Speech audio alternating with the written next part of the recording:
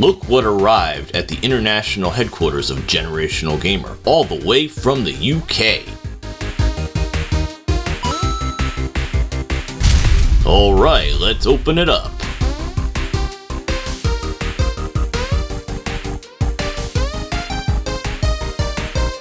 Register your 12 months warranty inside.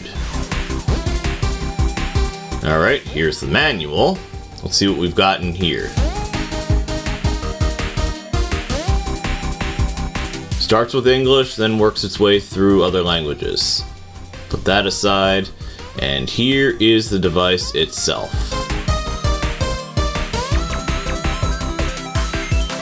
The normal aluminum shell, the HDMI port, the button to switch things, and of course the Nintendo port itself. Let's see what's underneath. And it comes with an HDMI cable and Velcro ties. Let's see how this thing performs. To be perfectly honest, I'm not expecting a whole lot of changes because I've already done videos on this device, but it was a pre-release version. This is the real release version, so let's take a look at it. So this thing supports Super Nintendo, N64, and GameCube. I'm going to show an example of all three. Might as well stick with Mario. After all, it was just Mario's 35th anniversary. So I'm not going to bother showing composite. Composite's really pointless if you're going to go down this road. I know some PAL regions need to have composite, and I get that. If you want to see something specific like that, I can do a designated video.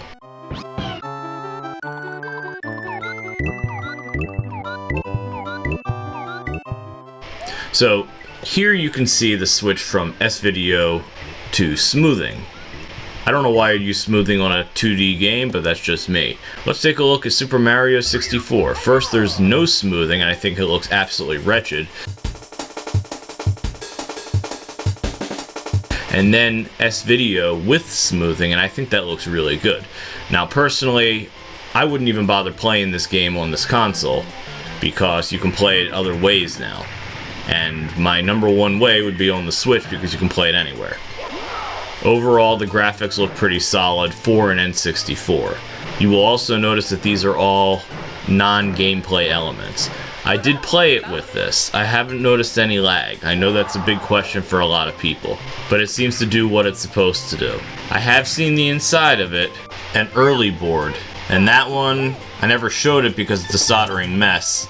And I know what Kaico typically gets flack for, and I didn't see any evidence of that, but there's nothing in there to indicate that it belonged to anybody else, if you catch my drift.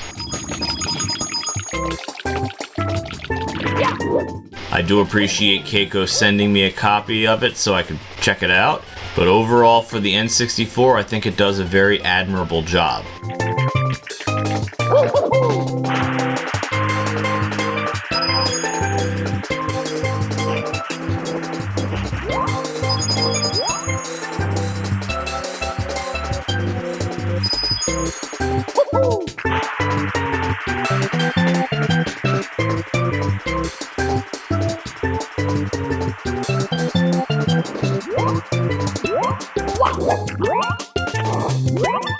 Now, let's take a look at it for the GameCube. Now, I didn't even bother doing this without smoothing because, quite frankly, it's a 3D game and it doesn't need that. And this is another game I wouldn't play on the GameCube because I'd much rather play it on the Switch. In fact, you get the widescreen if you're able to get the game in time. So, we'll just run around Delfino Plaza and we'll take a look and see how it does. I think it does pretty good for this. I personally would recommend either the Carby or the Prism. I have both. I've done videos on both of them. They both use the same kind of technology. It's digital, and it looks pretty damn good.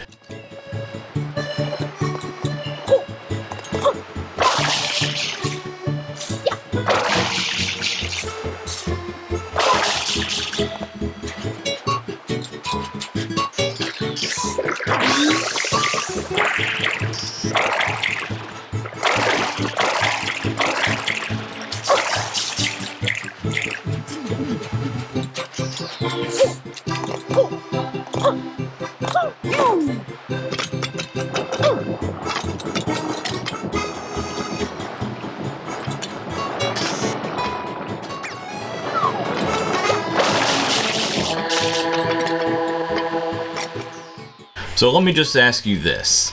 after seeing the 3 different generations all using the same adapter. What do you think? Let me know in some of those comments below. If you got this far, you probably liked the video. Well, how about checking out some of these other ones? And if you like them too, please subscribe. Have a good one.